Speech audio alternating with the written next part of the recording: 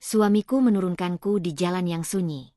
Saat aku mengira hidupku berakhir di sana, aku justru menemukan kebenaran yang menyelamatkanku. Sebelum mulai ceritanya, komen dulu kalian dari kota atau negara mana. Aku pengen tahu. Jangan lupa like, subscribe, dan aktifkan lonceng, supaya channel ini makin berkembang. Sore itu, Dini menutup laptopnya lebih pelan dari biasanya. Bukan karena lelah, tapi karena ada perasaan mengganjal yang sejak pagi menempel di dadanya. Percakapan singkat dengan Raka sebelum ia berangkat kerja masih terngiang. Bukan kata-katanya, melainkan nadanya.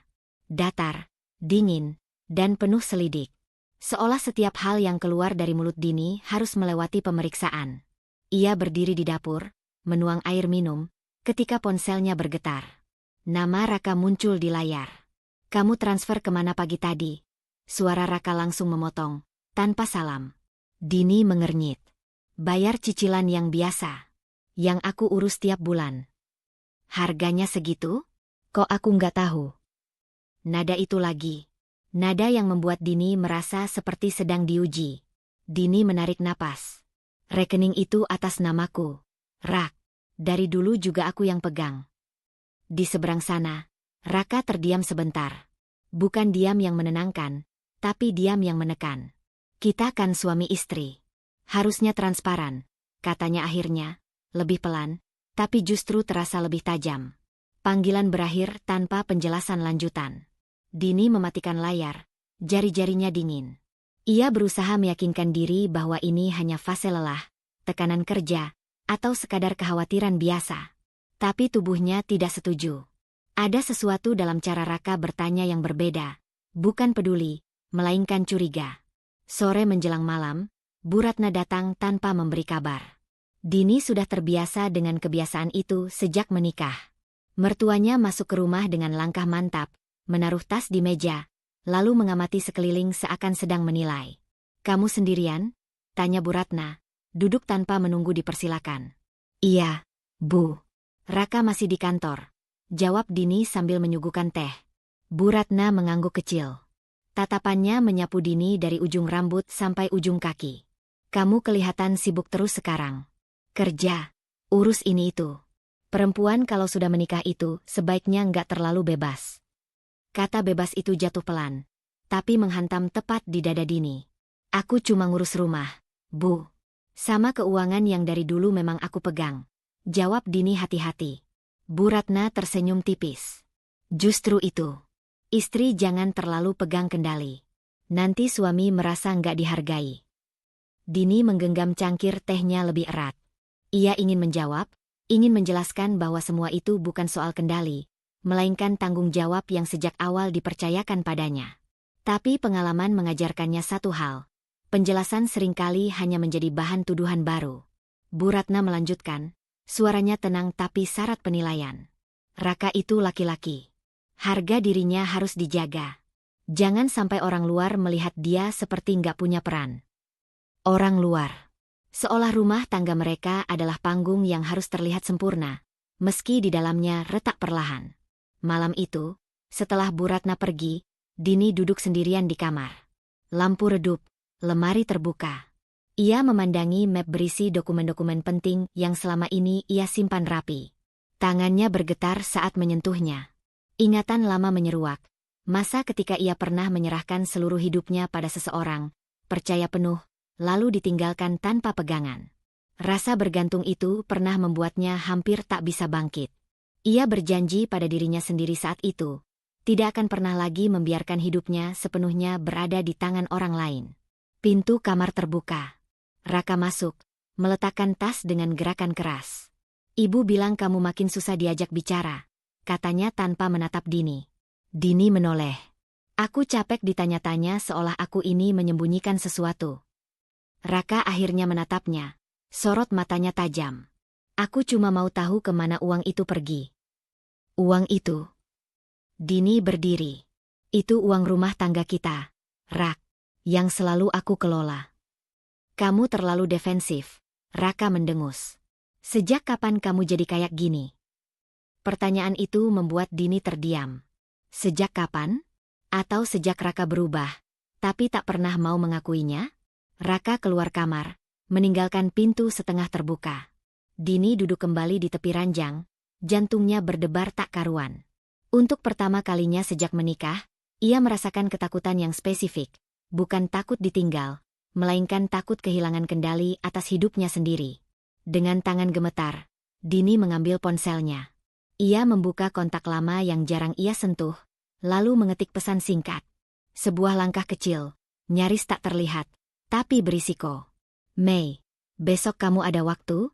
Aku perlu ngobrol. Ia menatap layar beberapa detik sebelum mengunci ponsel.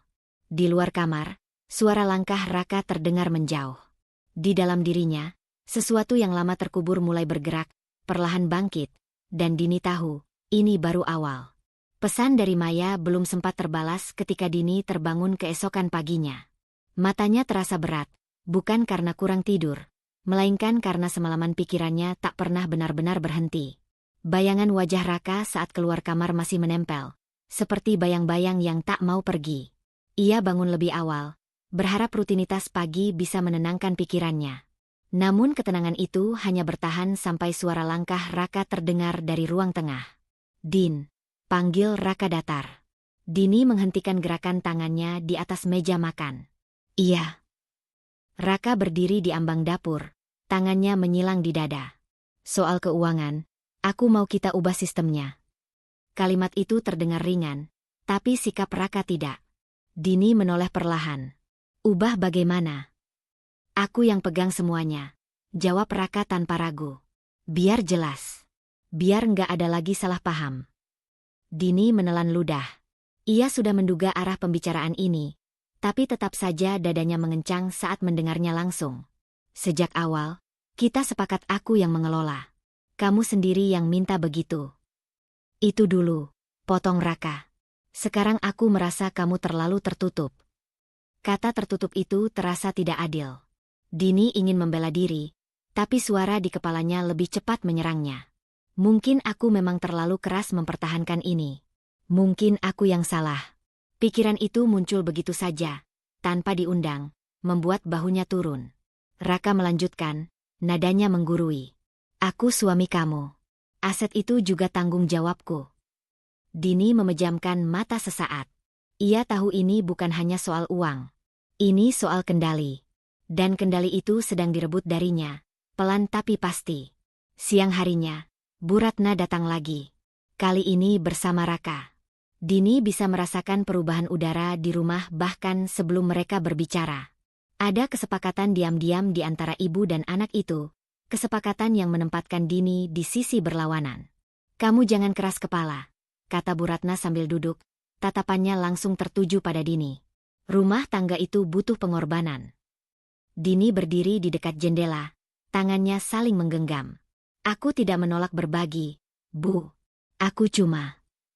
Kamu terlalu ingin mengatur, sela Bu Ratna. Makanya Raka jadi tertekan. Laki-laki itu sensitif soal peran. Raka mengangguk kecil, seolah mendapat pembenaran. Aku cuma mau rumah tangga kita seimbang. Dini menatap mereka bergantian. Kata seimbang terdengar ironis ketika dua orang berdiri di satu sisi, dan ia sendirian di sisi lain. Rasa bersalah mulai merayap, bercampur dengan kebingungan. Sejak kapan mempertahankan tanggung jawab yang diberikan menjadi sebuah kesalahan? Bu Ratna bangkit, suaranya melembut tapi syarat tekanan. Kalau dari awal kamu nggak terlalu bebas, mungkin semua ini nggak akan terjadi. Kalimat itu menghantam lebih keras dari tuduhan manapun. Dini merasa dadanya sesak. Ia mengangguk pelan, bukan karena setuju, tapi karena tak sanggup melawan. Dalam diamnya, sebuah bagian dari dirinya menyusut, bagian yang dulu yakin pada kemampuannya sendiri. Sore itu, Dini menemui Maya di sebuah kafe kecil. Ia duduk lebih membungkuk dari biasanya, tangannya gelisah memainkan sendok. Maya langsung menangkap perubahan itu. Kamu kelihatan capek, Din, kata Maya lembut. Dini tersenyum tipis. Mungkin aku memang terlalu keras selama ini. Alis Maya berkerut. Keras? Kamu. Dini menceritakan tekanan Raka dan Bu Ratna dengan suara yang makin lama makin kecil. Setiap kalimat terdengar seperti pembenaran, bukan keluhan. Maya mendengarkan tanpa memotong, Tapi hatinya terasa berat melihat sahabatnya mengecil di depan matanya. "Kamu tahu nggak," kata Maya akhirnya, "setiap kali kamu bilang, mungkin aku salah, kamu kelihatan makin ragu sama diri sendiri." Dini terdiam. Kata-kata itu seperti cermin yang dipaksakan ke hadapannya. Ia ingin menyangkal, tapi tak bisa. Ada rasa takut yang baru. Takut bahwa ia perlahan percaya pada semua tuduhan itu. Malam menjelang ketika Dini pulang. Raka sudah menunggunya di ruang tamu. Sebuah map tipis di meja. "Aku sudah siapkan surat kuasa. Biar aku yang urus semuanya mulai sekarang." Dini menatap map itu lama. Jantungnya berdegup kencang. Menyerahkan itu berarti mengalah. Tapi menolak berarti memicu konflik yang lebih besar. Tangannya terulur. Lalu berhenti di udara. "Aku perlu waktu," katanya akhirnya. Suaranya nyaris tak terdengar. Raka menghela napas panjang. Jelas tidak puas. "Jangan lama-lama." Dini masuk kamar dengan langkah berat. Di balik pintu tertutup, ia menekan dadanya yang berdebar. Untuk pertama kalinya, ia mempertimbangkan kemungkinan yang paling menakutkan. Bagaimana jika mempertahankan kendali justru membuatnya kehilangan segalanya? Di atas meja, map itu masih terbuka. Sebuah pilihan kecil, berisiko, menunggu untuk disentuh. Map tipis itu masih tergeletak di meja ketika malam turun. Dini duduk di tepi ranjang, punggungnya menempel pada kepala tempat tidur, pandangannya kosong.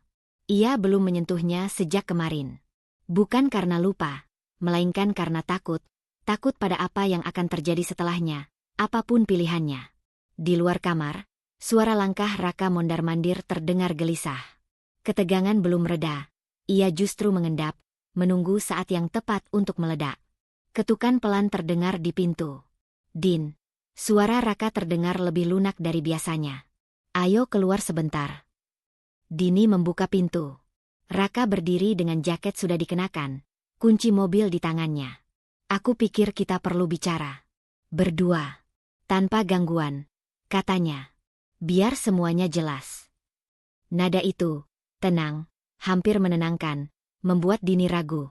Ada bagian dari dirinya yang ingin percaya, yang merindukan versi Raka yang dulu. Ia mengangguk pelan, meraih tasnya. Mungkin ini kesempatan untuk berdamai. Mungkin ini jalan keluar dari tekanan yang menyesakan. Mobil melaju menembus malam. Lampu-lampu jalan memantul di kaca, menciptakan garis-garis cahaya yang cepat menghilang. Raka menyetir tanpa banyak bicara. Dini menunggu, mencoba membaca suasana. Tangannya saling menggenggam di pangkuan, jantungnya berdetak tak teratur. "Kamu tahu," Raka akhirnya membuka suara, "aku capek ribut terus. Aku cuma mau kita kembali seperti dulu." Dini menoleh. "Aku juga," jawabnya jujur. "Aku cuma ingin merasa aman." Raka mengangguk, tapi matanya tetap menatap jalan. "Makanya aku ajak kamu keluar. Supaya kamu tenang." Mobil berbelok, meninggalkan jalan utama. Lampu-lampu semakin jarang. Dini merasa ada yang tidak beres, tapi ia menahannya. "Jangan berprasangka," katanya pada diri sendiri. "Ini suamimu." Mobil berhenti mendadak di sebuah jalan sempit. Sepi, diapit pepohonan tinggi. Suara mesin mereda, menyisakan sunyi yang tebal. Dini menoleh dengan dahi berkerut. "Kenapa berhenti di sini?" Raka mematikan mesin, lalu berbalik menatapnya. Tatapannya dingin, jauh berbeda dari nada lembut sebelumnya. "Aku butuh kamu mikir," katanya singkat. "Mikir apa?" Dini merasakan tenggorokannya mengering. "Mikir tentang sikap kamu. Tentang keuangan itu. Tentang semua," jawab Raka, datar. "Kadang orang baru sadar kalau ditinggal sebentar." Dini tertawa kecil, gugup. "Jangan bercanda, Rak. Ini nggak lucu." Raka membuka pintu mobilnya. Udara malam menerobos masuk, dingin dan asing. "Turun." Kata itu jatuh seperti vonis.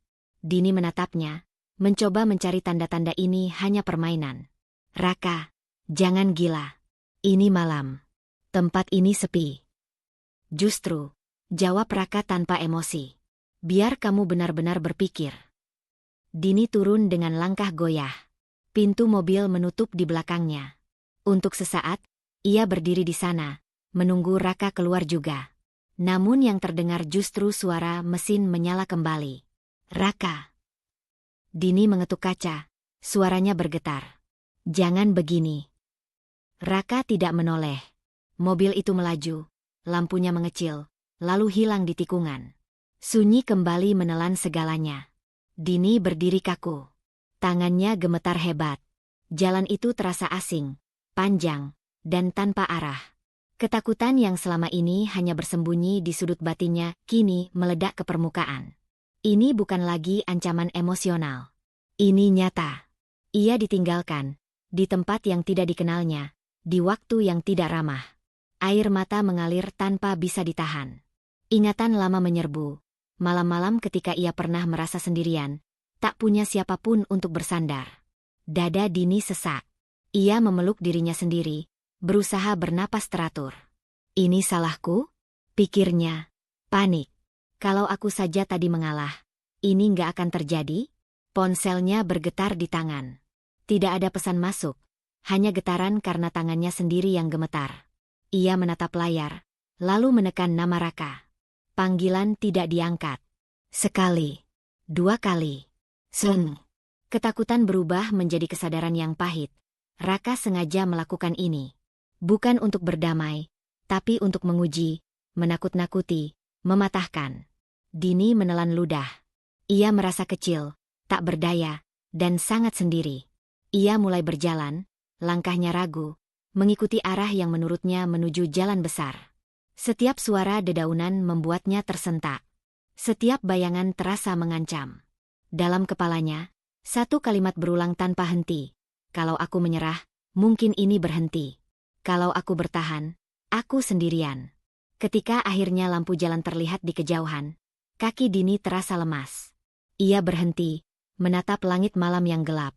Air mata jatuh lagi, kali ini bukan hanya karena takut, tetapi karena sesuatu yang lebih dalam.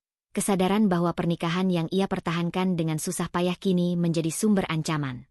Dengan tangan gemetar, Dini mengirim pesan singkat. Bukan pada Raka. Pada satu nama yang sejak tadi berputar di kepalanya. Mei, aku di luar. Aku butuh bantuan.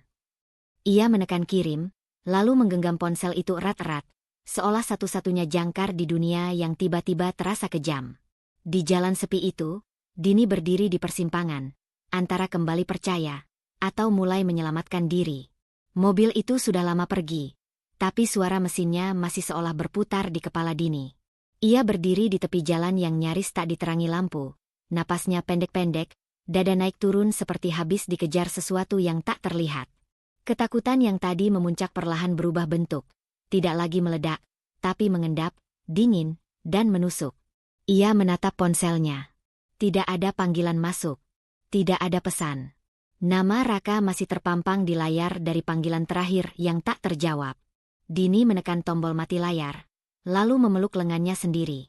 Tubuhnya gemetar, bukan hanya karena malam, tetapi karena kesadaran yang mulai merayap.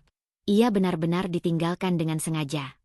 Dini melangkah pelan, menyusuri sisi jalan. Setiap langkah terasa ragu, seolah tanah di bawah kakinya bisa runtuh kapan saja. Ia berusaha mengingat arah, mencari tanda-tanda jalan utama, sambil menenangkan diri dengan napas teratur. Tenang. Jangan panik. Kamu harus pulang. Hati-hati. Suara itu datang tiba-tiba, tenang tapi jelas. Dini tersentak dan berbalik cepat. Jantungnya berdegup keras. Beberapa meter di belakangnya, di bawah lampu jalan yang redup, seorang pria berdiri dengan tongkat putih di tangannya. Kacamata hitam menutupi matanya. Wajahnya menghadap lurus ke depan, bukan ke arah Dini. Apa? Siapa? Suara Dini bergetar, refleks mundur satu langkah. Pria itu tidak bergerak mendekat. Maaf, katanya pelan. Saya tidak bermaksud menakut-nakuti. Dini menelan ludah. Anda melihat saya? Saya tidak melihat apapun, jawabnya tenang. Tapi saya mendengar. Jawaban itu membuat tengkuk Dini merinding. Mendengar apa? Mobil berhenti. Pintu dibuka. Lalu ditutup lagi. Dan mobil itu pergi sendirian, katanya tanpa ragu. Itu bukan suara orang yang pamit dengan baik. Dini memejamkan mata sesaat. Kata-kata itu terlalu tepat. Terlalu dekat dengan kenyataan yang ingin ia sangkal. Pria itu melanjutkan, suaranya tetap datar. Nama saya Bima. Saya sedang menunggu dijemput. Tapi ketika mendengar Anda berdiri lama tanpa bergerak, saya pikir, Anda perlu diingatkan. Diingatkan apa? Tanya Dini, nyaris berbisik. Hati-hati, ulang Bima. Bukan dengan jalan ini, tapi dengan orang yang barusan meninggalkan Anda. Dini membuka matanya. Itu suami saya, katanya cepat, seolah sedang membela. Kami hanya bertengkar. Saya tidak meragukan statusnya, jawab Bima. Saya meragukan caranya. Nada suaranya tidak menghakimi, tapi justru itu yang membuat dada Dini semakin sesak. Anda tidak tahu apa-apa tentang kami, katanya, kali ini lebih keras. Benar, kata Bima. Saya tidak tahu wajah Anda. Saya tidak tahu cerita lengkapnya. Tapi saya tahu satu hal. Orang yang sengaja meninggalkan pasangannya di tempat seperti ini sedang mencoba mengendalikan, bukan menyelesaikan. Angin malam bertiup, membuat dedaunan di sekitar mereka berdesir. Dini merasa seolah dunia mengecil, menyisakan dirinya dan kata-kata itu saja. Mengendalikan apa? Tanya Dini tanpa sadar. Rasa takut, jawab Bima. Dan setelah rasa takut, biasanya menyusul penyerahan. Kata itu, penyerahan, langsung mengait kepikirannya. Map tipis. Surat kuasa. Tekanan Raka. Kalimat Bu Ratna tentang istri yang terlalu bebas. Semua terhubung, membuat kepalanya berdenyut. Kenapa Anda bicara seperti itu? Suara Dini melemah. Seolah Anda tahu apa yang sedang terjadi.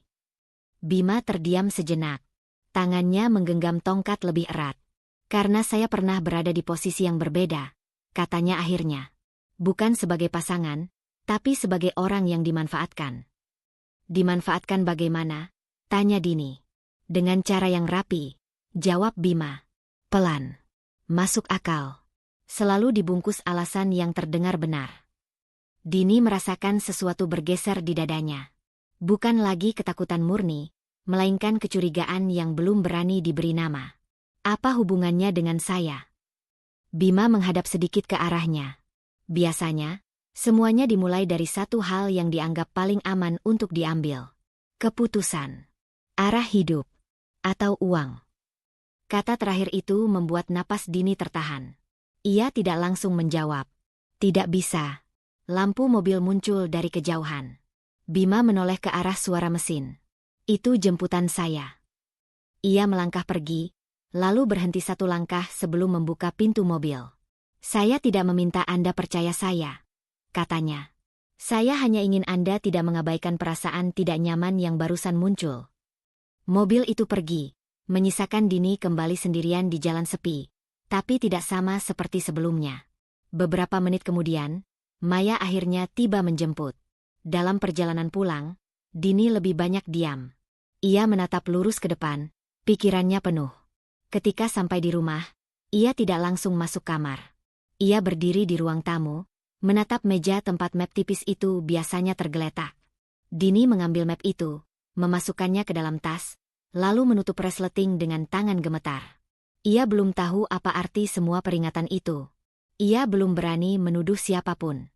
Tapi satu hal jelas, mulai malam itu, Dini tidak lagi merasa aman untuk menyerahkan hidupnya tanpa bertanya. Dan kecurigaan kecil yang ia simpan itu, diam-diam, mulai tumbuh. Pagi itu, rumah terasa terlalu rapi. Terlalu tenang. Dini duduk di tepi ranjang dengan tas masih tergantung di bahunya. Map tipis terselip di dalamnya. Malam tadi belum sepenuhnya pergi dari tubuhnya. Kata-kata Bima masih berputar, bukan sebagai suara, tapi sebagai tekanan halus di dada, seperti tangan yang menahan napasnya dari dalam. Ia belum tidur. Raka keluar dari kamar mandi sambil mengeringkan rambut, langkahnya ringan, wajahnya datar. Tidak ada sisa kemarahan. Tidak ada rasa bersalah. Seolah kejadian semalam hanyalah jeda kecil yang tak perlu dibahas. Kamu belum berangkat, tanya Raka, santai. Dini mengangkat wajah. Kita perlu bicara. Raka mendengus kecil, meraih jam tangannya. Tentang apa lagi? Tentang kamu meninggalkan aku di jalan semalam, kata Dini pelan, menahan agar suaranya tidak bergetar. Raka berhenti sebentar, lalu tertawa pendek. Ya ampun, Din. Kamu masih kepikiran itu? Itu berbahaya. Dini menatapnya lurus. Kamu tahu itu? Raka mengangkat bahu. Kamu berlebihan. Drama. Kamu kan gak kenapa-kenapa. Kata itu, drama, jatuh seperti cap. Murah. Menghapus segalanya. Dini merasakan panas naik ke wajahnya. Tapi ia memaksa diri tetap duduk tenang. Aku ketakutan, katanya. Aku ditinggal sendirian di tempat asing. Raka mendekat, nadanya berubah seolah menenangkan anak kecil. Dan kamu selamat. Jadi, apa masalahnya? Dini terdiam. Ia menyadari sesuatu yang membuat perutnya mengencang. Bagi Raka, hasil lebih penting daripada proses. Selama tidak ada luka yang terlihat, rasa takutnya tidak pernah dianggap nyata. Ponsel Raka bergetar. Ia melihat layar, lalu berkata cepat, "Ibu mau kita datang siang ini. Ada yang mau dibicarakan." Dini menelan ludah. Ia tahu nada itu. Bukan ajakan. Perintah yang dibungkus keluarga. Rumah Bu Ratna siang itu penuh suara. Televisi menyala, sendok beradu dengan piring, aroma masakan mengisi udara. Bu Ratna duduk tegak di kursinya, punggung lurus, tatapannya tajam begitu melihat Dini masuk. Tidak ada senyum. Kamu tahu omongan orang sekarang. Bu Ratna membuka percakapan tanpa basa-basi. Dini menegang. Omongan apa, Bu? Katanya kamu bikin keributan. Katanya kamu ditinggal suami di jalan karena bertingkah, kata Bu Ratna, suaranya dingin. Itu mempermalukan keluarga. Raka duduk di sebelah ibunya. Diam. Tidak membela. Tidak membantah. Aku tidak bertingkah. Dini mencoba menjelaskan. Kami bertengkar. Dan apapun alasannya, potong Bu Ratna, istri yang baik tahu diri. Tidak drama. Tidak membuat suami terlihat buruk. Kata-kata itu menusuk lebih dalam daripada teriakan. Dini menoleh ke Raka, mencari sesuatu, sekecil apapun, yang menunjukkan ia tidak sendirian. Tapi Raka hanya menghela napas, seolah lelah menghadapi masalah sepele. Ibu benar, katanya akhirnya. Dini memang terlalu sensitif. Sensitif. Drama. Mempermalukan. 3 kata itu berputar di kepala Dini sepanjang perjalanan pulang. Ia duduk di kursi penumpang, menatap jalan tanpa benar-benar melihat. Ada sesuatu yang berubah. Bukan ledakan emosi, melainkan penarikan diri. Seperti pintu yang pelan-pelan ditutup dari dalam. Malamnya, saat Raka tertidur, Dini duduk di meja kecil dekat jendela. Ia mengeluarkan buku catatan lama, yang dulu ia pakai untuk menulis rencana-rencana kecil hidupnya. Tangannya ragu sejenak, lalu ia menulis tanggal hari ini. Ia tidak tahu kenapa melakukan itu. Hanya merasa perlu. Raka menertawakan rasa takutku. Raka membiarkan ibunya menyalahkanku. Raka bilang aku drama. Ia berhenti. Napasnya tertahan. Lalu ia menulis lagi. Map dokumen selalu dibawa Raka sekarang. Password ponsel diganti. Setiap keputusan harus dibicarakan, tapi ujungnya selalu versinya. Dini menutup buku itu cepat-cepat, seolah takut ada yang mengintip. Jantungnya berdegup keras. Ini bukan tuduhan. Bukan kesimpulan. Hanya catatan. Fakta kecil yang selama ini ia abaikan karena terlalu sibuk menjaga perasaan orang lain. Hari-hari berikutnya berjalan normal di luar. Sarapan, kerja, makan malam. Tapi di dalam diri Dini, sesuatu terus mencatat. Nada suara Raka saat membahas uang. Cara Bu Ratna menyebut keluarga, seolah Dini selalu di luar lingkaran. Permintaan-permintaan kecil yang terasa makin mengikat. Suatu sore, Raka menyebut lagi soal surat kuasa itu. Santai. Seolah hanya formalitas. Dini mengangguk, tersenyum tipis. Tidak membantah. Tidak bertanya. Malam itu, saat Raka mandi, Dini membuka tasnya. Ia mengeluarkan map tipis itu, menatapnya lama. Tangannya gemetar. Tapi kali ini bukan karena takut, melainkan karena sadar. Ia memasukkan map itu ke laci bawah lemari, lalu menguncinya. Kuncinya kecil, nyaris tak berarti. Tapi saat bunyi klik terdengar, dada Dini terasa sesak oleh keputusan yang baru saja ia ambil. Ia belum melawan. Ia belum pergi. Ia hanya menunda menyerahkan sesuatu yang dianggap semua orang bukan miliknya untuk dijaga. Dan penundaan kecil itu, diam-diam, terasa seperti langkah paling berbahaya yang pernah ia ambil. Kunci laci masih dingin ketika Dini menyentuhnya pagi itu. Bunyi klik kecil semalam belum pergi dari kepalanya. Ia berdiri di depan lemari, ragu antara membukanya kembali atau membiarkannya terkunci. Seperti rasa curiga yang kini hidup, tapi belum berani ia akui sepenuhnya. Di dapur, suara piring beradu. Raka sudah bangun, bersenandung pelan. Terlalu normal untuk pagi setelah keputusan kecil yang terasa berbahaya. Kita makan di luar nanti siang, kata Raka tanpa menoleh, nada suaranya ramah. Sekalian kita bereskan dokumen itu. Dini menahan napas. Kata dokumen jatuh lembut, tapi beratnya menghantam lambung. Hari ini? Tanyanya, berusaha menjaga suara tetap rata. Iya, jawab Raka cepat. Biar selesai. Aku nggak mau urusan ini berlarut-larut. Dini mengangguk, mengambil cangkir, tangannya sedikit bergetar. Ia menyadari betapa sering ia mengangguk akhir-akhir ini. Sebuah kebiasaan yang dulu terasa aman, kini seperti jerat. Siang itu, Dini memilih berjalan kaki sebentar sebelum bertemu Raka. Ia butuh udara. Di trotoar dekat taman kecil, langkahnya melambat.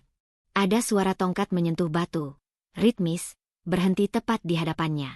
Bu Dini, sapa suara itu. Dini menoleh. Bima berdiri beberapa langkah di depan, kacamata hitam menutupi matanya, tongkat putih di tangan. Wajahnya tenang, seolah pertemuan ini bukan kebetulan. Kamu. Dini tercekat. Kamu tahu namaku. Bima tersenyum tipis. Aku ingat suara. Dan aku ingat langkahmu. Jantung Dini berdegup lebih cepat. Kenapa kamu di sini? Aku menunggu, jawab Bima jujur. Karena ada hal yang harus kamu dengar sebelum kamu menandatangani apapun. Kata itu membuat punggung Dini dingin. Menandatangani? Bima mengangguk pelan. Dia pernah melakukan ini. Melakukan apa? Dini berbisik. Membuat seseorang percaya, lalu menggeser kendali pelan-pelan, kata Bima. Bukan dengan kekerasan. Dengan kata-kata yang terdengar masuk akal. Dini ingin menyangkal, ingin mengatakan itu hanya kebetulan. Tapi Bima melanjutkan, suaranya lebih rendah. Namanya Laila. Dulu. Aku mengenalnya karena aku yang mengantarnya pulang malam itu. Dini menelan ludah. Pulang dari mana? Dari kantor notaris, jawab Bima. Dia menangis. Katanya tanda tangan itu hanya formalitas. Kaki Dini terasa lemah. Apa yang terjadi padanya? Bima tidak langsung menjawab. Ia menggeser tongkatnya, seperti menata keberanian. Dia kehilangan rumah, usaha. Lalu suaminya bilang dia tidak becus mengelola apapun. Sama persis. Kenapa kamu yakin? Itu Raka. Suara Dini hampir tak terdengar. Aku tidak melihat, kata Bima lembut. Tapi aku mendengar. Cara dia berbicara. Kata-kata yang sama. Dan ketika aku mendengar namamu, dan malam itu, aku tahu. Dini mundur setengah langkah. Nalurinya berteriak untuk lari. Menjauh dari cerita ini, dari kemungkinan yang terlalu menakutkan. Tapi ada bagian lain yang berdiri kaku, menuntut ia bertahan. Aku tidak bisa membuktikan apapun, lanjut Bima. Aku hanya bisa memperingatkan. Jangan menandatangani apapun tanpa orang yang kamu percaya. Jangan sendirian. Ponsel Dini bergetar. Nama Raka muncul di layar. Di mana kamu? Dini menatap layar itu lama, lalu mematikan suara. Kenapa kamu membantuku? Tanyanya pada Bima. Karena aku pernah diam, jawab Bima. Dan diam itu mahal. Mereka berpisah tanpa janji. Dini berjalan cepat menuju kafe tempat Raka menunggu. Setiap langkah terasa seperti tarik-menarik, takut dan bertahan saling menggenggam lengannya. Raka sudah duduk, map tebal di atas meja. Akhirnya, katanya, tersenyum. Notarisnya sebentar lagi datang. Dini duduk berhadapan. Ia melihat map itu, lalu wajah Raka. Senyum yang sama. Nada yang sama. Kata-kata Bima berdenyut di pelipisnya. Aku mau baca dulu, kata Dini. Raka mengernyit sekilas, lalu tertawa kecil. Kamu kan sudah tahu isinya. Ini demi kita. Biar aku baca. Ulang Dini, lebih tegas dari yang ia duga. Raka menarik napas, menyerahkan map itu. Jangan lama-lama. Dini membuka halaman pertama. Huruf-huruf menari, tapi ia memaksa fokus. Ada istilah yang tidak ia pahami sepenuhnya. Ada pasal yang terasa terlalu luas. Tangan Raka mengetuk meja, ritmenya menekan. Din, katanya lembut tapi mendesak, percaya sama aku. Kata percaya itu kini terdengar berbeda. Dini menutup map perlahan. Aku mau tanda tangan nanti. Aku perlu waktu. Raka menegang. Kenapa sekarang jadi ribet? Karena ini penting, jawab Dini. Keheningan menumpuk di antara mereka. Notaris tiba, menyapa canggung. Raka tersenyum paksa. Kita tunggu sebentar, katanya. Dini berdiri. Aku akan ke toilet. Di sana, Dini mengunci pintu, membuka buku catatan kecilnya. Tangannya gemetar, tapi tulisannya tegas. Laila. Formalitas. Kehilangan. Ia menatap bayangannya di cermin. Wajah pucat, mata merah, tapi ada garis keras yang baru. Dini mengeluarkan ponsel, mengetik pesan singkat, sebuah keputusan kecil yang berisiko. Kak Maya, aku butuh kamu. Sekarang. Ia mengirimnya, lalu menyimpan ponsel. Di luar, suara Raka memanggil namanya. Dini menarik napas panjang sebelum membuka pintu, mengetahui bahwa setelah ini, setiap langkah akan lebih berbahaya, dan mundur tak lagi terasa seperti pilihan. Pesan dari Maya belum terbalas ketika Dini duduk di ruang tamu, menatap jendela yang memantulkan wajahnya sendiri. Kalimat-kalimat di buku catatan kecilnya seperti berdiri, menuntut diakui. Laila. Formalitas. Kehilangan. Setelah kafe itu, Raka menjadi lebih diam, bukan tenang, melainkan menahan sesuatu. Dan keheningan seperti itu selalu membuat Dini bersalah, seolah ia penyebab retaknya udara. Ponselnya bergetar. Bukan Maya. Nama yang muncul membuat alis Dini berkerut. Lina. Din, kamu di rumah? Suara Lina terdengar terburu-buru. Lina adalah rekan Raka di kantor. Orang yang sering muncul sekilas di acara kantor. Ramah tapi selalu menjaga jarak. Sikapnya biasanya netral, profesional, tidak pernah terlalu dekat. Ada apa? Tanya Dini. Boleh aku mampir sebentar? Aku perlu ambil dokumen yang ketinggalan kemarin. Raka bilang kamu di rumah. Dini ragu sejenak, lalu mengangguk meski Lina tak melihat. Iya, silakan. Beberapa menit kemudian, Lina berdiri di depan pintu, napasnya belum teratur. Dini mempersilakan masuk. Mereka duduk di meja makan. Lina membuka tas, mengeluarkan map tipis, lalu berhenti. Tangannya gemetar sedikit. Maaf ya, Din, kata Lina, berusaha tersenyum. Aku sebentar saja. Tidak apa-apa, jawab Dini. Ia menuangkan air. Ada firasat yang tidak bisa ia jelaskan, seperti menunggu kata yang salah jatuh. Lina meneguk air, lalu menatap Dini. Ragu. Raka nggak ada. Belum pulang, kata Dini. Lina mengangguk cepat.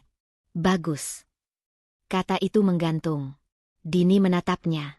Ada yang perlu kamu sampaikan. Lina menelan ludah.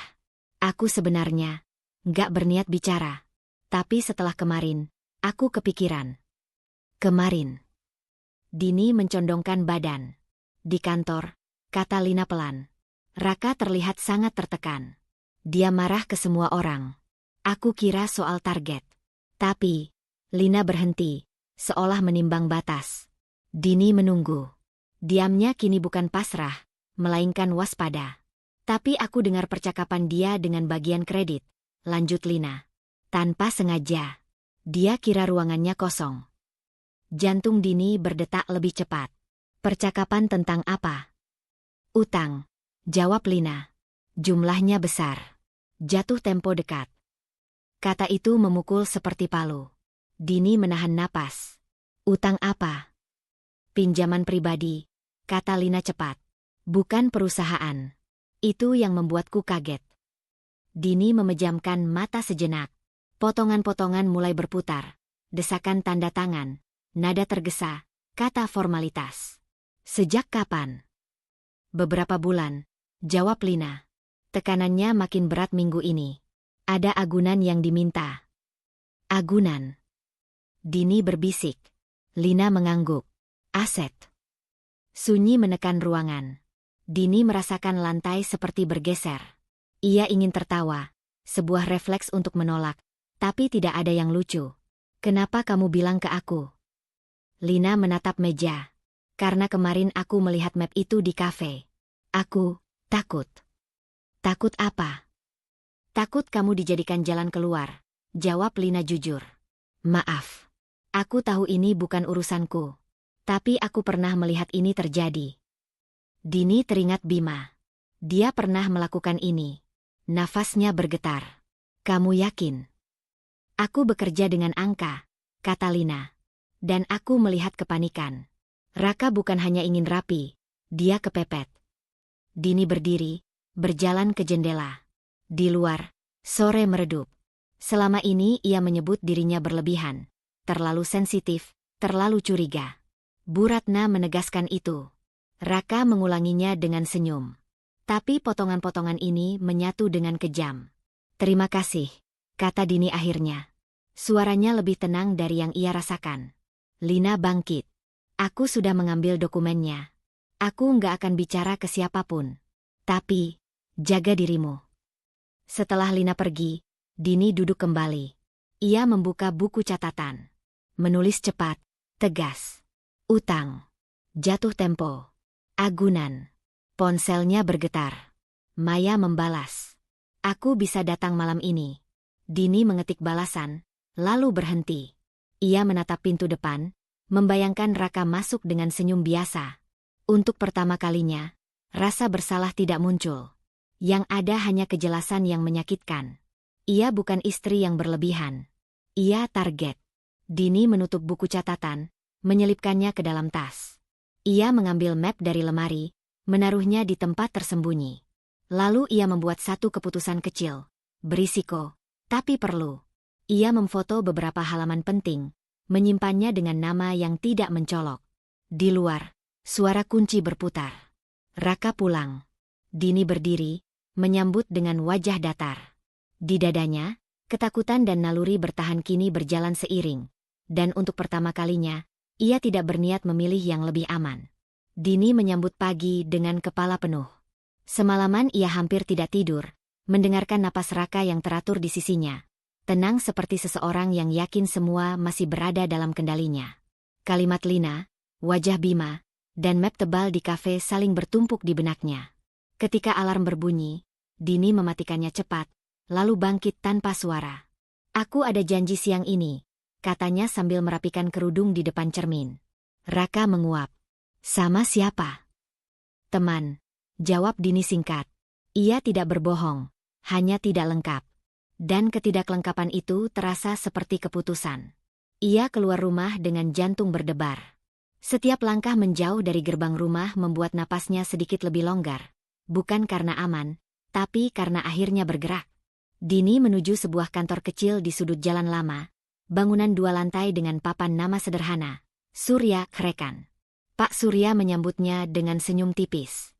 Rambutnya memutih di pelipis. Kemejanya rapi tanpa berlebihan. Dini mengenalnya sejak lama. Bukan dekat, tapi cukup untuk tahu ia tidak berbasa-basi. Dulu, Pak Surya yang membantu mengurus balik nama aset keluarga almarhum ayah Dini. Ia ingat bagaimana lelaki itu selalu berbicara pelan, seolah kata-kata harus hemat agar tepat.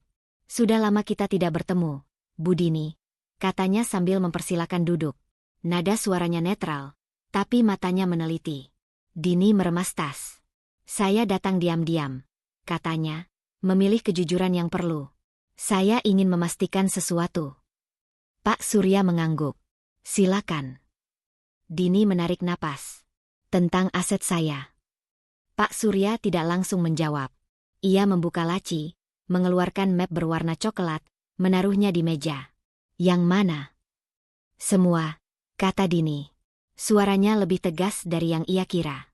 Pak Surya menatapnya beberapa detik, lalu membuka map. Kertas-kertas disusun rapi. Kita mulai dari rumah, katanya. Atas nama siapa menurut ibu? Suami saya, jawab Dini otomatis.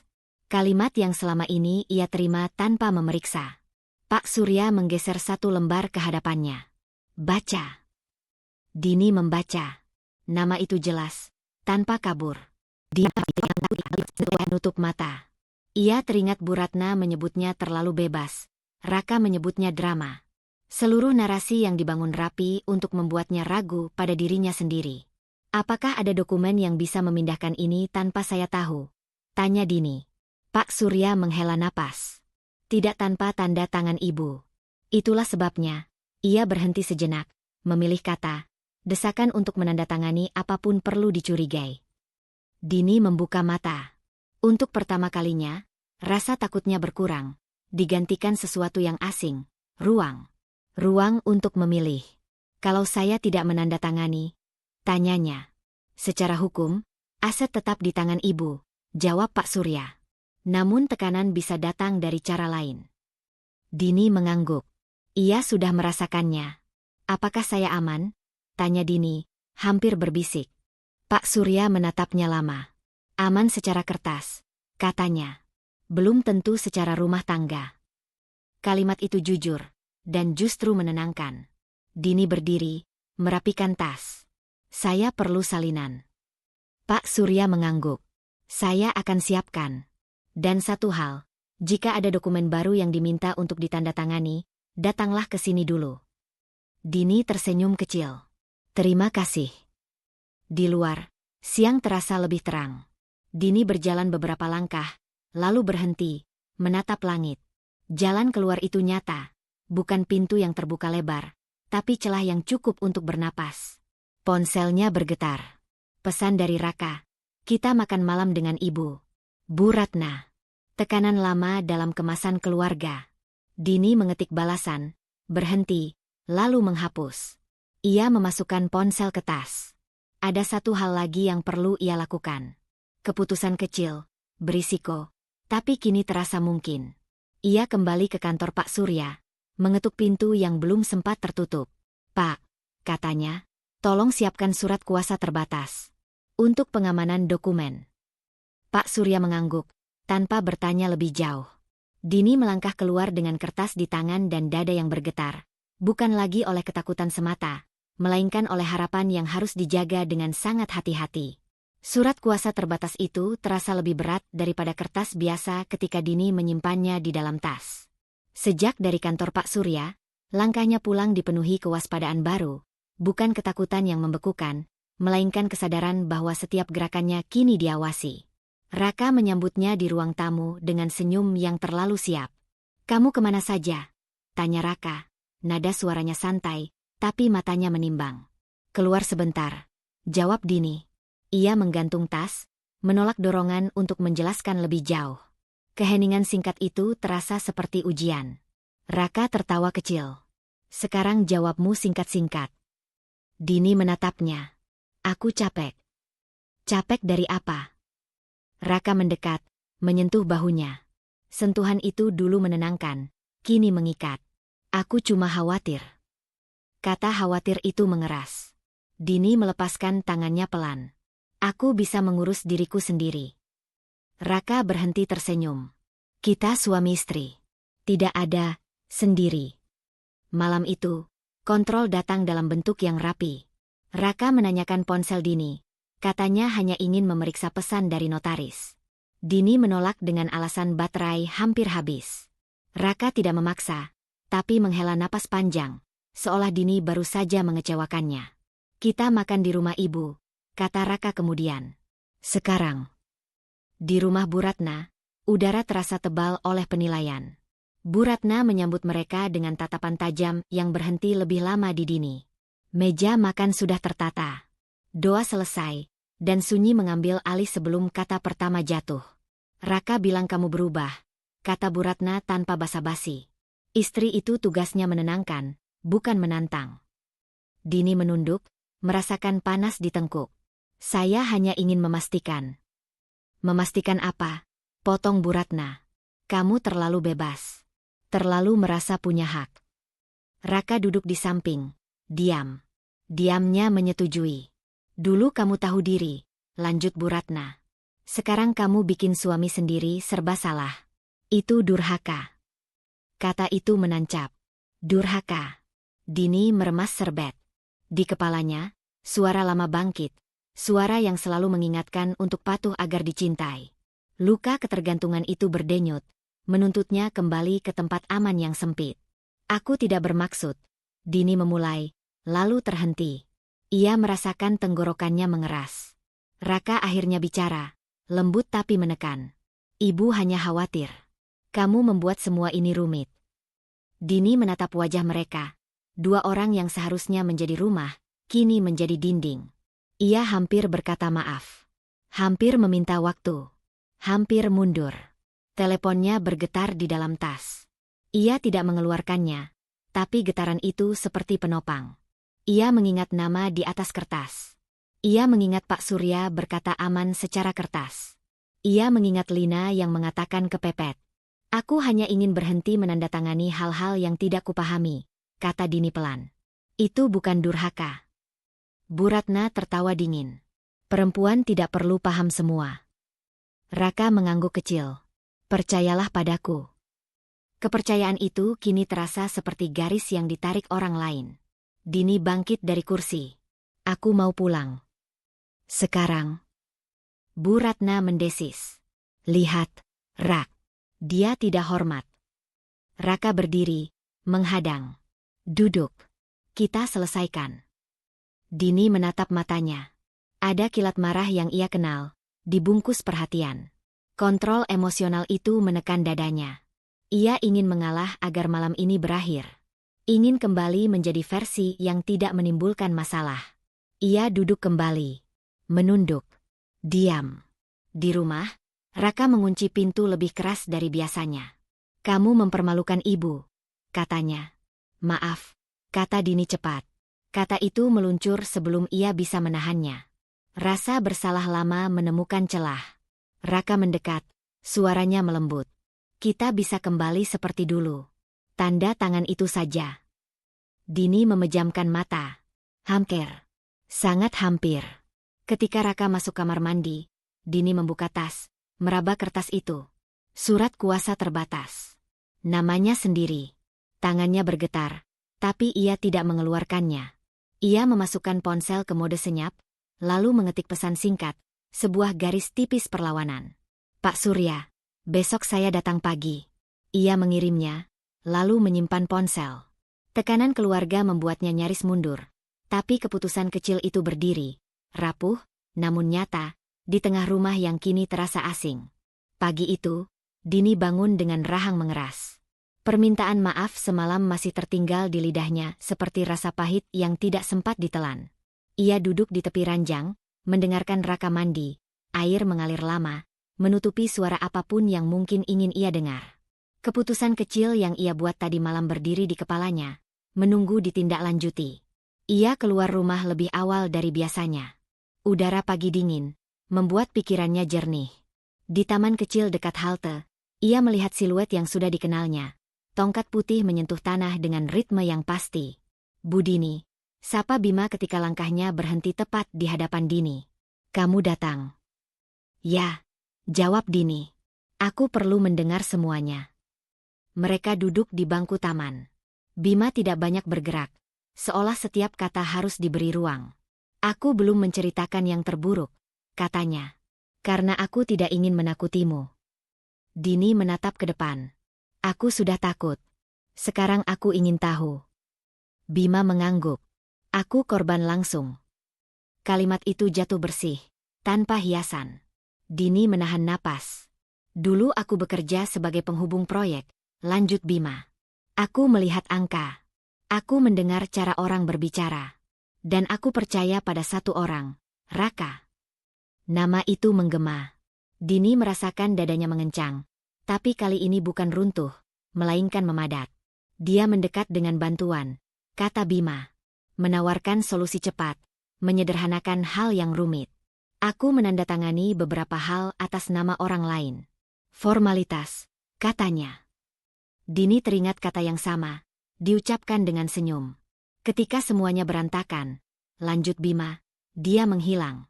Kesalahan jatuh ke aku. Proyek runtuh. Aku kehilangan pekerjaan, reputasi. Kecelakaan itu datang setelahnya.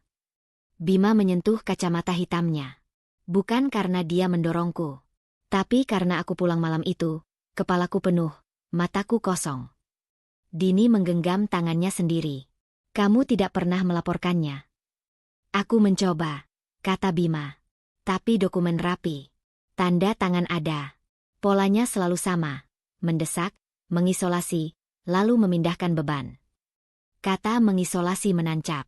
Dini melihat ulang potongan hidupnya beberapa bulan terakhir. Raka yang menyebut Maya terlalu ikut campur. Bu Ratna yang memosisikan Dini berseberangan dengan keluarga, permintaan ponsel, peta kontrol yang halus.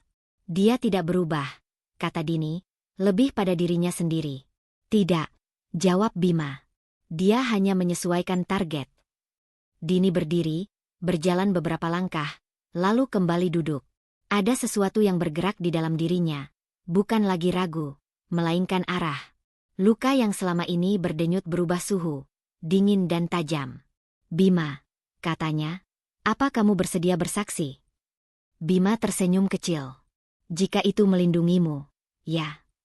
Di kantor Pak Surya, Dini duduk lebih tegak dari pertemuan sebelumnya. Ia menceritakan semuanya, tanpa terputus, tanpa menahan. Pak Surya mendengarkan, mencatat, wajahnya tetap tenang. Pola manipulasi yang konsisten, kata Pak Surya akhirnya. Desakan tanda tangan, isolasi sosial, narasi rasa bersalah. Jadi aku tidak gila, kata Dini pelan. Tidak, jawab Pak Surya. Dan kemarahan yang terarah itu berguna, jika dijaga. Kata kemarahan membuat Dini terkejut oleh dirinya sendiri. Selama ini ia mengira marah adalah sesuatu yang berbahaya, emosi yang membuatnya kehilangan kendali dan pantas disalahkan.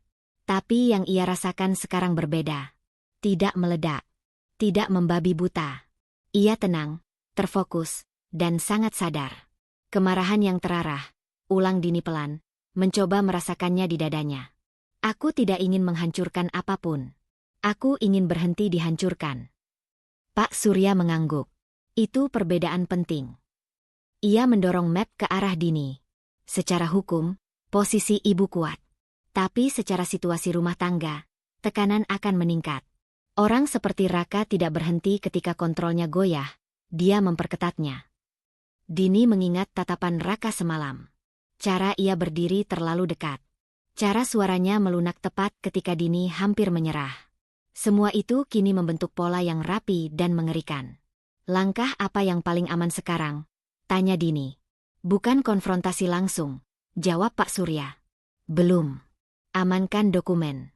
Batasi akses. Dan yang terpenting, jangan sendirian. Nama Maya muncul di benak Dini. Juga Bima. Untuk pertama kalinya, ia tidak merasa bersalah membutuhkan orang lain. Sore itu, Dini kembali ke taman. Bima masih duduk di bangku yang sama, seolah waktu menunggunya. Ketika Dini mendekat, ia tidak langsung bicara. Aku percaya kamu, kata Dini akhirnya. Dan aku tidak akan diam. Bima mengangguk. Itu cukup. Ada satu hal lagi, lanjut Dini. Dia akan menekan lebih keras. Kalau itu terjadi, aku butuh kamu siap. Aku siap, jawab Bima tanpa ragu. Aku sudah terlalu lama menunggu hari ini. Di rumah, malam turun dengan cepat. Raka pulang lebih awal, membawa senyum dan kantong makanan favorit Dini. Perhatian itu terasa seperti perangkap yang dibungkus kenyamanan. Aku minta maaf soal kemarin, kata Raka sambil menyusun piring. Aku terlalu keras. Dini memperhatikannya dengan mata baru. Tidak membantah. Tidak mengangguk berlebihan. Aku capek, katanya singkat. Kita semua capek, jawab Raka.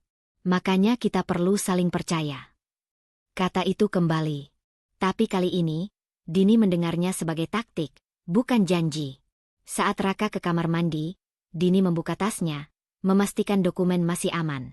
Ia menghapus satu pesan lama di ponselnya, permintaan maaf yang belum terkirim, dan menggantinya dengan catatan baru di buku kecilnya. Pola terbukti. Aku tidak berlebihan. Aku tidak sendirian. Air berhenti mengalir. Raka keluar, mendekat. Besok kita selesaikan semuanya, katanya. Aku sudah siapkan dokumennya. Dini mengangkat wajah.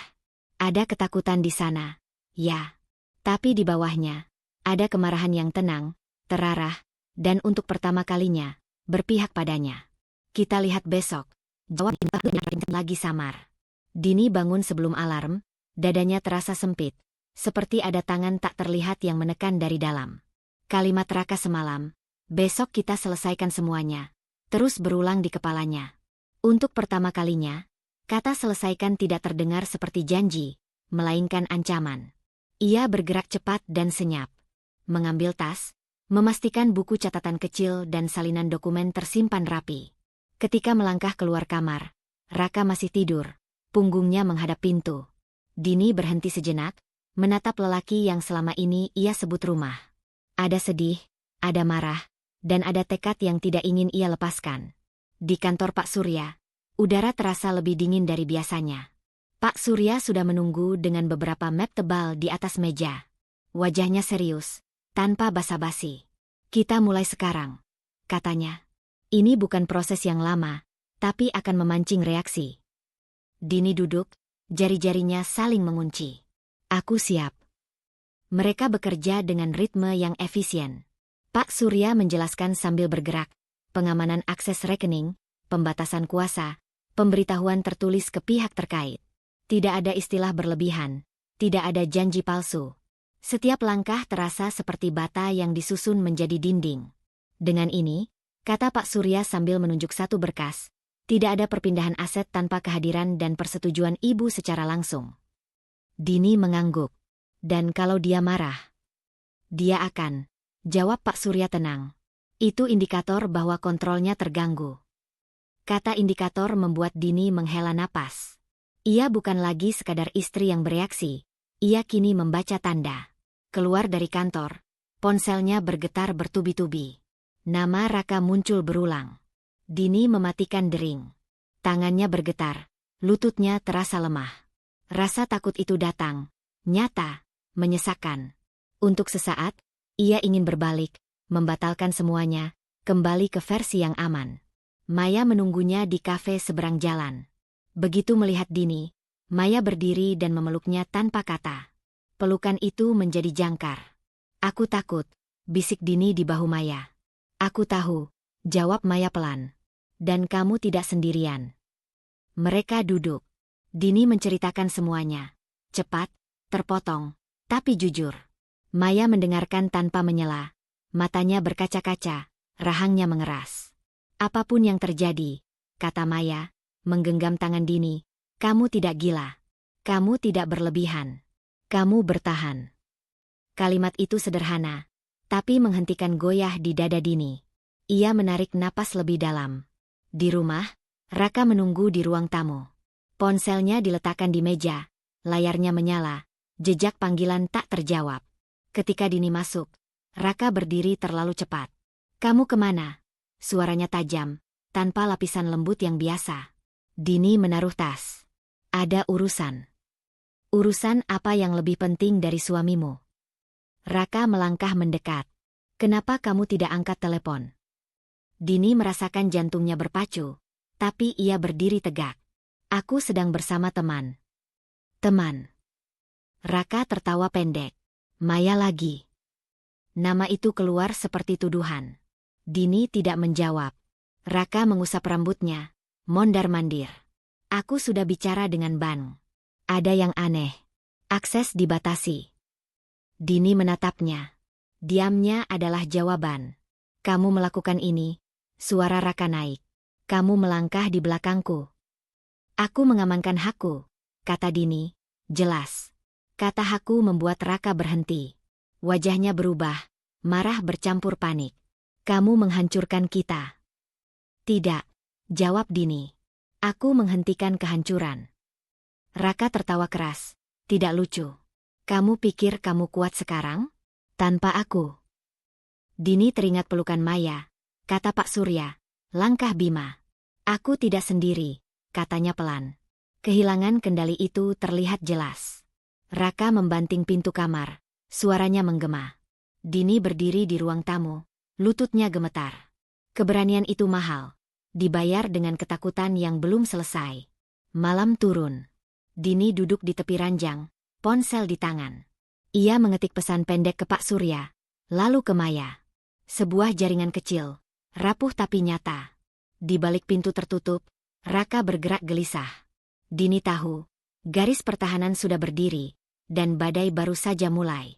Pagi itu, rumah terasa seperti ruang sidang yang belum dibuka. Dini bangun dengan tenggorokan kering, tidur terputus oleh mimpi pendek yang sama. Pintu tertutup, kunci berputar, dan suaranya sendiri tertelan. Dari ruang tengah terdengar langkah Raka yang berat, mondar-mandir, berhenti, lalu berjalan lagi. Ketika Dini keluar kamar, ia sudah menunggu. "Kamu pikir aku tidak akan tahu?" Raka membuka, tanpa salam. Wajahnya tegang, mata merah. Semua aset dibekukan. Akses diputus. "Kamu mengira ini permainan?" Dini berdiri, punggungnya menempel ke dinding sejenak, lalu melangkah maju. "Aku mengamankannya." Dengan menusuk dari belakang. Raka meledak. Suaranya meninggi, kata-katanya berderak. "Kamu tahu apa akibatnya? Aku dipermalukan." Dini menelan ludah. Nada itu memicu ketakutan lama. Dorongan untuk meredam, meminta maaf, menenangkan. Tangannya bergetar, tapi ia tidak mundur. "Akibatnya," lanjut Raka, "semua rencanaku hancur. Kamu egois." "Egois karena tidak mau menyerahkan hakku?" Dini bertanya, suaranya bergetar tapi utuh. Raka tertawa sinis. "Hakmu? Kita menikah. Itu kita." "Kita tidak berarti aku harus hilang," jawab Dini. Raka mendekat, jaraknya menekan. "Kamu sudah berubah. Siapa yang mempengaruhimu?" Dini teringat Maya, Pak Surya, Bima. Ia mengangkat dagu. "Aku akhirnya mendengarkan diriku sendiri." Raka mengangkat ponsel. "Kita ke rumah ibu. Sekarang." Di rumah Bu Ratna, suasana lebih keras dari yang Dini bayangkan. Bu Ratna berdiri di ruang tamu, tangan terlipat, rahang mengeras. Tatapannya menusuk Dini sebelum pintu tertutup sempurna. "Apa yang kamu lakukan itu?" Bu Ratna memulai, tanpa duduk. "Kamu membuat keluarga ini jadi bahan pembicaraan." Dini menarik napas. "Saya hanya..." "Tidak," potong Bu Ratna. "Kamu harus mengalah. Demi nama baik keluarga."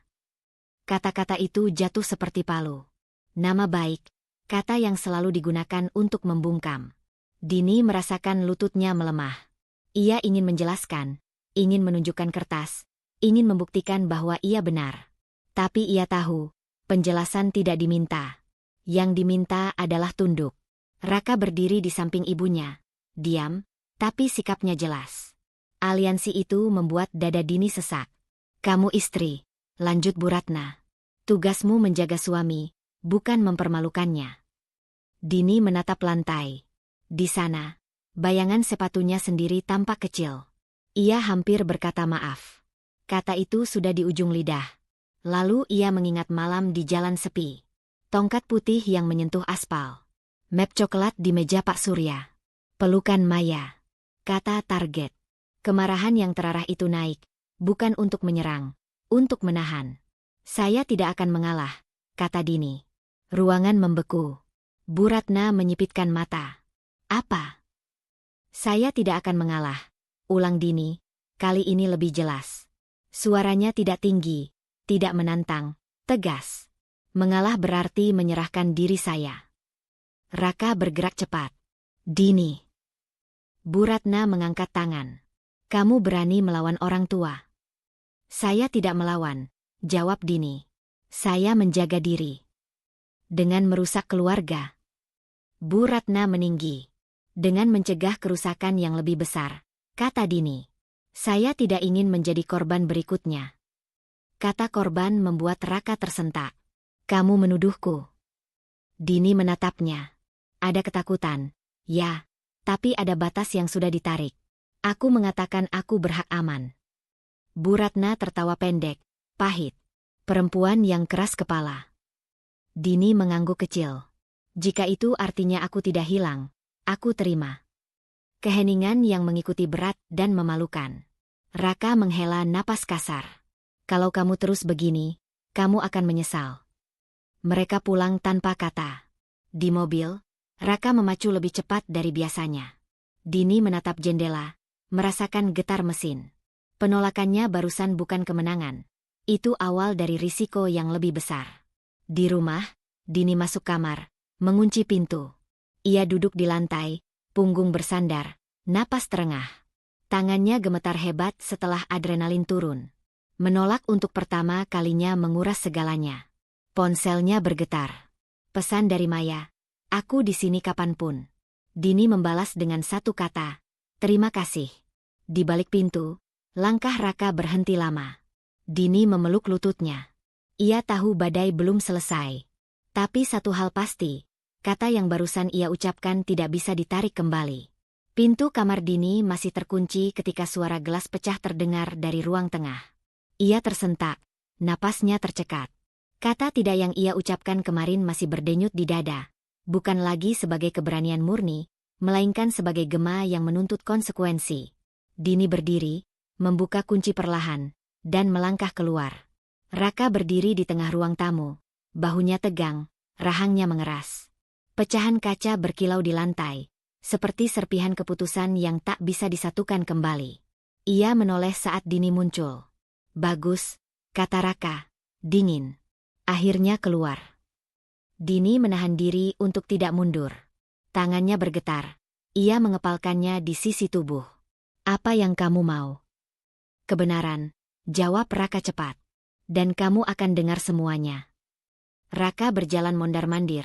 Suaranya naik turun. "Semua ini, kehilangan akses, proyek tertunda, kepercayaan orang, itu karena kamu. Kamu merusak ritmeku."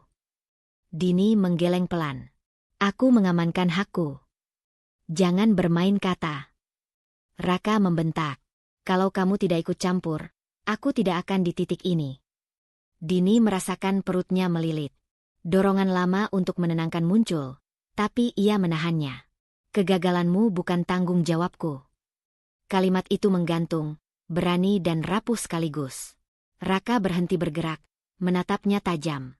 "Jadi sekarang kamu menyalahkanku?" Raka mendekat. "Setelah semua yang kulakukan untukmu." "Apa yang kamu lakukan?" tanya Dini lirih, tapi tegas. "Mengontrol? Menyembunyikan? Menggunakan?" Raka tertawa pendek, pahit. "Kamu berhutang padaku.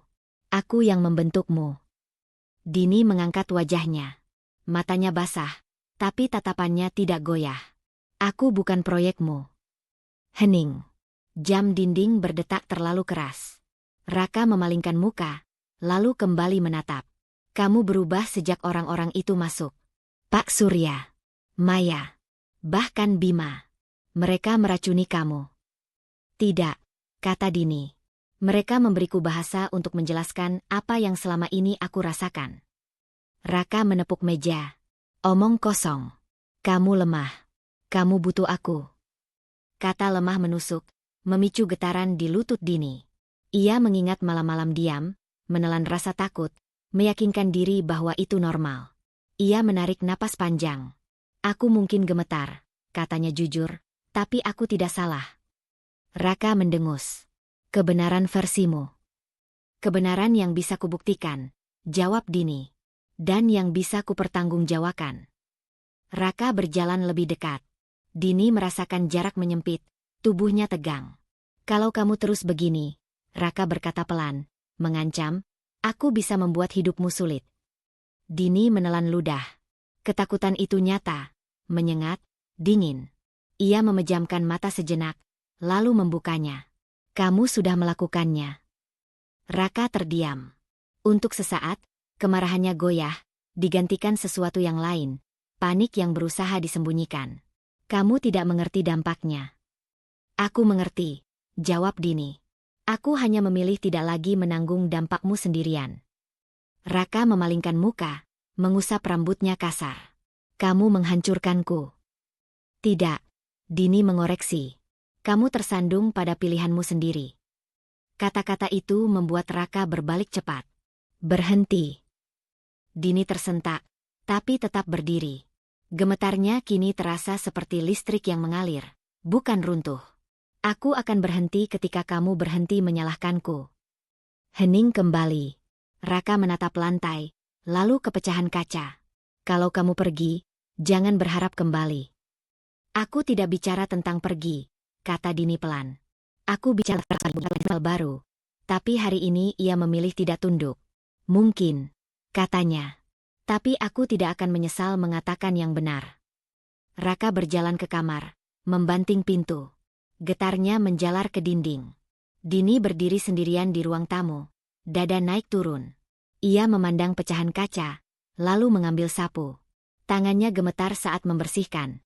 Tindakan kecil, simbolik, untuk menata ulang yang hancur. Saat kaca terakhir masuk ke kantong, ponselnya bergetar. Pesan dari Pak Surya. Dokumen tambahan siap. Perlu keputusanmu hari ini. Keputusan. Kata itu berat. Dini duduk di sofa, menutup mata. Menekannya berarti mempercepat segalanya. Perlindungan, tapi juga eskalasi. Ia membuka mata, jempolnya melayang di atas layar. Di balik pintu kamar, langkah Raka berhenti. Dini tahu, apapun pilihannya, rumah ini tidak akan tenang lagi. Ia menarik napas, lalu mengetik satu kata. Siapkan. Keputusan kecil, berisiko, dan tak bisa ditarik kembali. Pagi itu rumah terasa berbeda. Bukan lebih tenang, justru lebih jujur. Dini berdiri di ruang tamu dengan map coklat di tangan. Jari-jarinya menekan tepi kertas hingga memutih. Pesan Pak Surya semalam masih terngiang. Semua siap. Tinggal keberanianmu. Ia menelan ludah, mengingat getar yang belum sepenuhnya pergi, lalu memilih berdiri tegak. Raka keluar dari kamar dengan wajah kusut dan mata merah. Ia berhenti ketika melihat map di tangan Dini. Apa itu? Tanyanya, nada curiga. Keputusan, jawab Dini pelan. Raka mendengus. Kamu pikir aku akan pergi hanya karena kertas? Bukan karena kertas, kata Dini. Karena batas. Ia membuka map, mengeluarkan lembaran yang rapi. Dokumen pengamanan aset, pernyataan hak tinggal, dan satu surat yang membuat napasnya bergetar saat membacanya semalam. Dini mengangkat wajahnya, menatap Raka, bukan dengan marah, melainkan dengan kesadaran yang lama ditunda. Raka, katanya, suara tetap meski jantung berdebar. Aku meminta kamu meninggalkan rumah ini. Kata meminta itu jujur dan tegas. Raka tertawa singkat. Kamu mengusir suamimu sendiri. Ya, jawab Dini. Secara resmi. Raka melangkah mendekat, bahunya mengeras. Kamu tidak punya kuasa. Dini menggeser dokumen ke meja, menunjuk tanda tangan yang telah disahkan. Aku punya. Hening menyebar. Raka menatap kertas itu, lalu kembali ke wajah Dini. Sesuatu runtuh di matanya, bukan air mata, melainkan keyakinan yang pecah. Kamu berani melawanku. Dini menarik napas. Aku berani melindungi diriku. Raka meraih dokumen itu, membacanya cepat. Tangannya gemetar. Ini jebakan, gumamnya. Kamu bekerja sama dengan mereka. Tidak, kata Dini. Aku bekerja sama dengan kebenaran. Pintu depan terbuka keras. Bu Ratna masuk tanpa salam, wajahnya tegang. Apa-apaan ini? Suaranya tinggi. Kamu mempermalukan keluarga. Dini menoleh. Inilah momen yang paling ia takuti. Bukan Raka, melainkan suara yang selama ini membungkus rasa bersalahnya. Bu, katanya, menahan getar. Urusan ini antara saya dan Raka. Bu Ratna melangkah maju. Kamu istri. Tugasmu mengalah. Dini menggeleng pelan. Mengalah bukan berarti menghapus diri. Bu Ratna menepuk meja. Aku ibunya. Aku punya hak bicara. Di rumah ini, Dini menjawab, tidak lagi. Bu Ratna terdiam. Kata-kata itu jatuh berat. Raka menoleh cepat ke ibunya, berharap dukungan. Namun Bu Ratna melihat dokumen di meja, membaca sekilas, dan wajahnya berubah. Kuasa yang biasa ia gunakan, nama baik, tekanan, rasa malu, tidak menemukan pijakan. Ini tidak pantas, gumam Bu Ratna, kali ini ragu. Yang tidak pantas, kata Dini, lebih berani dari yang ia kira, adalah membiarkan kekerasan emosional berlangsung atas nama keluarga. Raka membanting kursi. Kamu menghancurkan segalanya. Tidak. Dini menatapnya. Suaranya jernih. Aku menghentikannya. Raka mengusap wajahnya, langkahnya mundur. Ia mencoba tertawa, tapi suaranya patah. Kamu pikir hidupmu akan mudah tanpa aku? Aku tidak mengejar mudah, jawab Dini. Aku mengejar aman. Bu Ratna menarik napas panjang. Raka, katanya lirih, cukup. Itu yang paling melukai. Bukan penolakan Dini, melainkan ibu yang tak lagi berdiri di depannya. Ego Raka runtuh di antara dua kenyataan. Kuasa yang hilang dan rencana yang tak lagi bekerja. Ambil barangmu, kata Dini, nyaris berbisik, tapi tegas. Hari ini. Raka memandang sekeliling, seakan baru menyadari rumah itu bukan miliknya. Ia mengangguk kaku, berjalan ke kamar. Suara koper diseret memecah hening. Bu Ratna berdiri canggung, lalu berbalik ke pintu. Kamu akan menyesal, katanya tanpa daya. Mungkin, Dini menjawab jujur. Tapi bukan karena diam. Pintu tertutup. Dini berdiri sendirian. Kakinya terasa lemas, tapi dadanya lapang dengan rasa takut yang kini bernama. Ia duduk, menutup mata, membiarkan getar berlalu. Ponselnya bergetar. Pesan dari Maya, aku di luar. Kamu tidak sendirian. Dini tersenyum tipis. Ia bangkit, membuka pintu, menghirup udara pagi. Keputusan besar telah diambil. Namun langkah berikutnya menunggu. Di tangannya, ada satu dokumen terakhir dari Pak Surya yang belum ia tanda tangani. Mengamankan segalanya berarti membuka babak baru, dan menghadapi balasan yang pasti datang. Dini menatap kertas itu. Jempolnya berhenti sejenak. Lalu ia melangkah ke meja, bersiap membuat pilihan kecil berikutnya, yang akan menentukan seberapa jauh ia berani melangkah dari bayang-bayang lama. Rumah itu sunyi setelah pintu tertutup kemarin. Namun kesunyian kali ini tidak menggigit. Dini duduk di ruang tamu dengan cahaya pagi menyentuh lantai, memantul pada meja yang semalam menjadi saksi keberaniannya. Napasnya masih menyimpan sisa getar, tapi di baliknya ada rasa utuh, seperti benda yang lama retak kini direkatkan dengan jujur. Ia memungut dokumen terakhir yang kemarin belum ditandatangani. Bukan karena ragu pada kebenaran, melainkan karena ingin memastikan satu hal, keputusan ini benar-benar miliknya.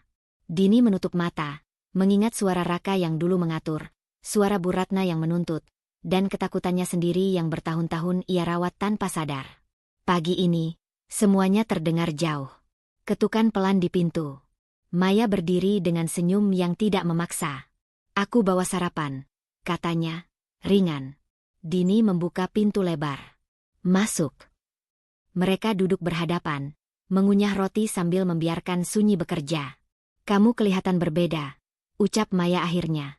Bukan kagum berlebihan, lebih seperti pengakuan. Lebih jujur, jawab Dini. Ke diriku sendiri. Maya mengangguk. Itu yang paling susah. Ponsel Dini bergetar. Pesan dari Pak Surya singkat dan jelas. Semua pengamanan final. Hak dan aset sepenuhnya aman. Kamu tidak perlu bertemu siapapun lagi kecuali jika kamu mau. Dini membaca 2 kali. Lalu menghela napas panjang.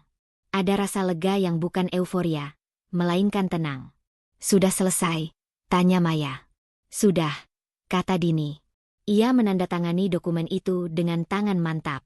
Satu goresan tinta, tapi dampaknya seperti pintu yang terkunci rapat dari dalam. Siang menjelang. Dini berjalan ke halaman depan.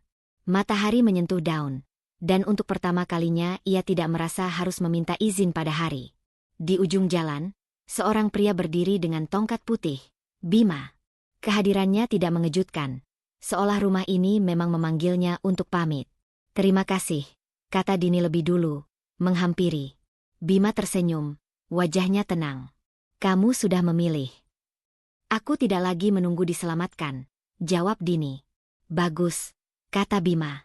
Aku tidak datang untuk menyelamatkan, hanya mengingatkan. Dan kamu berhasil. Bima mengangguk. Aku pernah kehilangan karena percaya pada suara yang salah. Kamu memilih mendengar suaramu sendiri. Itu sudah cukup. Ia berbalik, langkahnya mantap. Tidak ada janji lanjutan, tidak ada misteri tertinggal. Hanya penutup yang layak. Sore hari, Dini masuk ke kamar yang dulu menjadi tempat ia mengecil. Lemari kosong separuh, jejak Raka telah pergi bersama koper. Dini membuka jendela, membiarkan udara masuk. Ia menata ulang tempat tidur, bukan sebagai simbol kemenangan, melainkan perawatan. Setiap lipatan rapi seperti pernyataan kecil. Aku ada. Ponselnya kembali bergetar. Nama Bu Ratna muncul. Dini memandangi layar beberapa detik, lalu mengangkatnya. Dini, suara itu kaku, tanpa otoritas lama. Aku tidak setuju dengan caramu. Tapi aku mengerti kamu sudah memutuskan. Dini menelan ludah. Dulu, kalimat itu akan membuatnya goyah. Kini, ia hanya mendengar fakta. Saya tidak mencari persetujuan, Bu, katanya lembut. Saya mencari keselamatan. Hening. Jaga dirimu, ucap Bu Ratna akhirnya. Singkat. Terima kasih, jawab Dini, dan menutup panggilan tanpa rasa bersalah. Malam turun perlahan. Dini duduk di meja, menulis daftar hal yang ingin ia lakukan, bukan sebagai pelarian, melainkan rencana. Ia menuliskan satu hal yang paling sederhana, bangun tanpa takut. Lalu tersenyum kecil. Maya pamit, memeluknya erat. Kalau kamu butuh apa-apa. Aku tahu, Dini menyela. Dan aku juga tahu aku bisa berdiri. Ketika rumah kembali sunyi, Dini menyalakan satu lampu di ruang tamu. Cahaya itu cukup, tidak menyilaukan, tidak redup. Ia berdiri di tengah ruangan, merasakan lantai di telapak kaki, dinding yang tidak lagi menekan, dan napas yang mengalir tanpa izin siapapun. Ia melangkah ke pintu depan, membukanya sebentar, memandang jalan. Hidup baru tidak datang dengan kembang api. Ia datang dengan langkah kecil yang konsisten, dengan harga diri yang kembali ke tempatnya. Dini menutup pintu, mengunci dari dalam. Bukan untuk mengurung diri, melainkan untuk memilih siapa yang boleh masuk. Di meja, kunci rumah berkilau. Dini menggenggamnya, lalu meletakkannya kembali. Besok, ia akan mendaftar kelas yang lama ia tunda. Besok, ia akan mengatur ulang ruang kerja. Besok, ia akan hidup. Malam itu, untuk pertama kalinya, rumah benar-benar bernama dirinya. Cerita Dini mengingatkan kita bahwa cinta sejati tidak pernah meminta kita mengecil, menyerahkan kendali, atau hidup dalam ketakutan. Jika suatu hubungan membuatmu terus meragukan dirimu sendiri, mungkin yang perlu diselamatkan bukan hubungannya, melainkan dirimu. Dengarkan naluri, jaga batas, dan ingat, harga diri bukan hadiah dari siapapun, melainkan hak yang wajib kamu pertahankan. Terima kasih sudah berjalan bersama Dini dari luka hingga pulih, dari takut hingga berani. Semoga kisah ini menguatkan langkahmu, setenang apapun prosesnya. Sampai bertemu di cerita berikutnya. Jaga dirimu, dan jangan lupa memilih dirimu sendiri.